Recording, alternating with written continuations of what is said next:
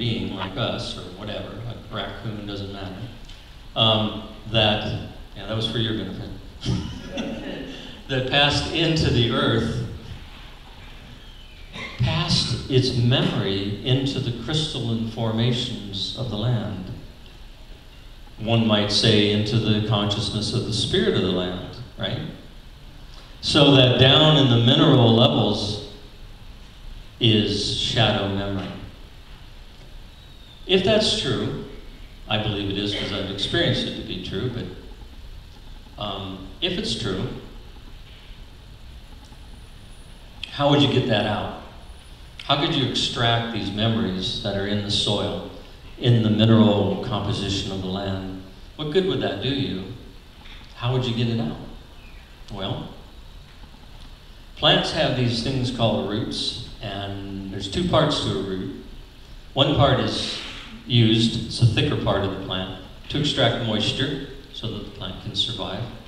But the plant also has a second section of its roots, which are specifically designed to do what?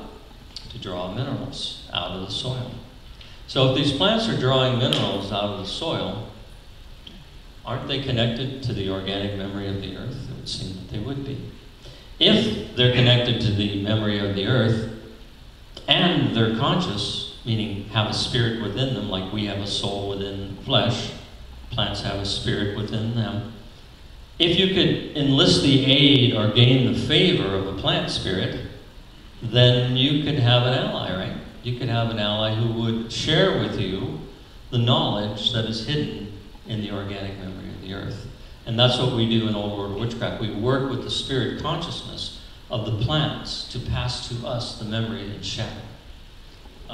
And it's a cool thing. I mean, you can literally extract, like, say you want to write a ritual, and it's a particular ritual season or theme. You could go into your plant ally, and we'll talk about that a little bit later, and ask for information about what did my ancestors do this time of the year. What were their rituals? What were their ways? What were their songs, their dances, costumes? What was it?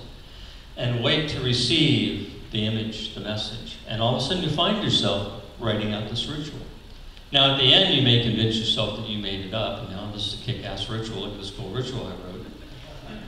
And in part that's true. You were certainly the vessel for it, the vehicle.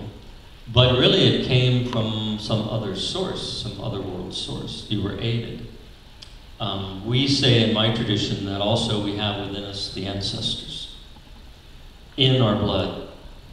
I had a talk one time with an occultist friend of mine whose knowledge I respect greatly, and we were sitting around one night chatting about this, that, and the other thing, and the idea of the dead came up. And he says, where do you suppose the dead are? Because you have the ideas of reincarnation, and yet people talk about ancestral memory or contacting the dead. Well, aren't they already reborn? You just spin and spin and spin on that one, right? So where are the dead? And we're talking and philosophizing and bullshitting each other. And all of a sudden he says, well, you know where I think they are? And I said, where? And he says, I think they're inside of us. He says, I think our cells hold the memory. And I thought about that, and it connected back to this thing about DNA. I talk about this in my book, Cauldron to Memory. I don't want to go too far into it today. But there is something that's passed to us from our ancestors. Our parents passed to us in our DNA a set of instructions on how to build us. But is that all we got from that? No. Because you see, there's energy in DNA, which has always been in that DNA, which was in the DNA of our parents and their parents and their parents before them, and on and on and on.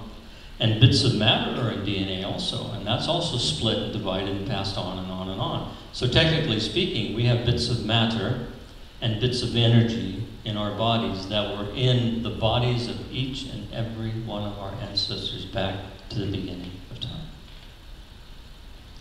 There's a complete study about that, and you can read a little bit about it in a book called Cosmic Serpent. So the ancestors live within us, and they speak in what some occultists call the living river of blood, which is flowing through your veins right now, the same blood that flowed through your ancestors. And you are the living keeper of the river of blood that has flown through time. That's a pretty heavy thing.